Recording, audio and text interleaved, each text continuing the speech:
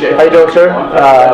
What is your name? My name is Sam Arora. I'm a state delegate in Maryland, which means I'm a state representative. Okay. Okay. Now, why did you come to Tampa? I know there's a lot of buzz at the RNC.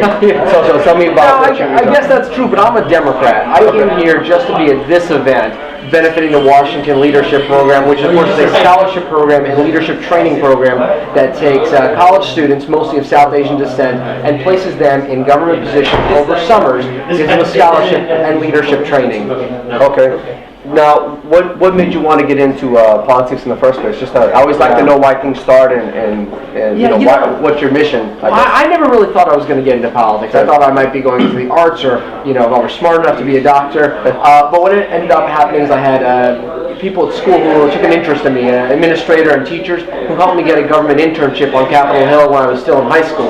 That led to working for Hillary Clinton when I was in college, and coming back working for her when she was elected to the Senate. And then I ended up working for a lot of campaigns and realizing the difference one could make in government. And when there was a possibility for me to run for office in my local community, I jumped at the chance. Okay, I'm sure you learned a lot from Hillary Clinton. How was she off here? She seems like a very strong woman. Well, she taught me. Well, I can tell you, she taught me a lot. And one thing that I'll keep with me is you always need to be extremely prepared. So when you go into a meeting, you want to have read everything and just be very well versed in the materials. And there's no substitute for that. Sure.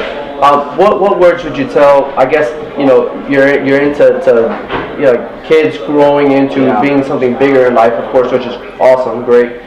What would you say, like if you were to speaking directly to that demographics? What would you tell those kind of kids to do, and college kids and things like that? What would be your message straight from you to them? Now that's a great question.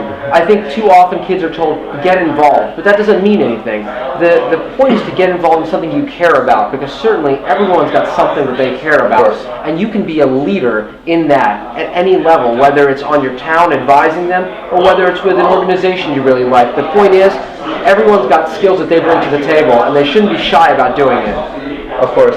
Now, are you speaking today? I will be speaking today. Okay, and what topics are you going to be covering?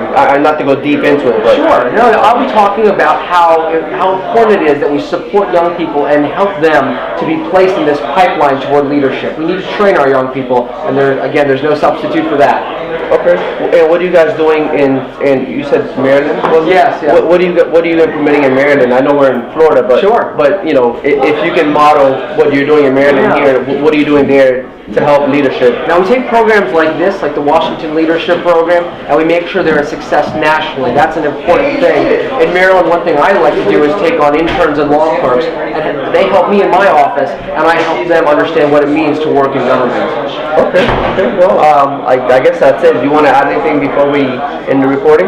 Sure. I think it's really just so important that we help young people by grooming them for leadership positions. That means taking an active interest and mentoring them, not just one-off programs, but having real relationships to help young people thrive. Okay. Well, thank you so much. Appreciate Thank you so much. Good talking with you. Nice talking.